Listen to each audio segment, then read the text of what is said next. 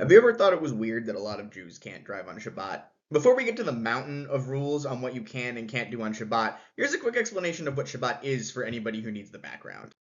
So, God made the earth in 6 days and took a rest on the seventh. So, we take a rest on the seventh day of each week, Saturday. That's the rest day that we take. And so, what is a day, though? All right? The Jewish calendar follows the moon. It's a lunar calendar. So, the next day starts when the sun sets. We say the sun is fully set when you can see 3 stars in the sky. Shabbat is from sunset Friday night to sunset Saturday night. In places near the poles, Shabbat starts at very weird times during the winter and summer. It can start and end actually pretty close to midnight. But, like, what about the actual poles, though, where the sun is up or down for 6 months straight? The common solution is to have Shabbat start and end at the same time it does in Jerusalem. So here are the ceremonies that you need to know about. For the vast majority of practicing Jews, there are 2 ceremonies that are pretty much standardized that you use to start and end Shabbat. So the first is the classic Friday night dinner. Being invited to Shabbat dinner is the Jewish equivalent of being invited to the cookout, and if you're dating a Jew, this is probably how you'll meet their parents. We bless and light 2 candles, say a blessing called the Kiddush over the wine or grape juice that talks about the creation story, and then we drink a sip of the wine, and then we bless and eat the challah. Many households, including mine, will sing a song or two as well, and then you eat, talk about your week, do whatever families do when they're having a normal dinner.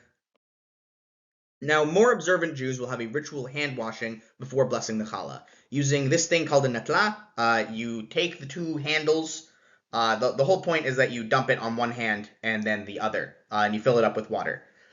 And it's customary in Orthodox households to stay completely silent between the hand washing and blessing the bread. The ceremony to end Shabbat is called Havdalah, which directly translates to separation or differentiation.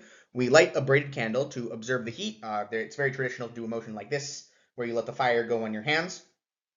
And we pass around spices to everyone to smell them. Usually it'll be a blend of cinnamon, nutmeg, things like that. That's what the little pointy container is, but sometimes people will just have like little spice bottles you get from the supermarket. And then at the end, you put out the candle in a cup of wine. Each step of the process has blessings associated, and then people usually sing songs at the end. In less observant Jewish spaces, I found that they tend to make a really big deal out of this with a lot of singing, and it's like a really big group thing. And then in more observant Jewish spaces, I found that they just kind of run through it like they're brushing their teeth. And if for some reason you can't do Havdalah at the right time, you have until Tuesday, and you're not supposed to eat until you do it. I have literally never seen this come up.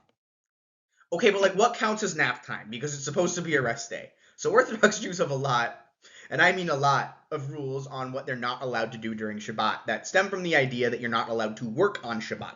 And those rules come from rabbinic interpretations of the Torah as well as other legal commentaries. And the rabbinic definition of work is everything in the Torah that people did to build the tabernacle, which in Hebrew is called the Mishkan. And there are 39 categories of work. So the Mishkan is the thing that the Jews would build in the desert that was supposed to be like God's house. It's where Moses would go inside to talk to God, and it's where the Kohen Gadol, which literally translates to big priest, would conduct rituals.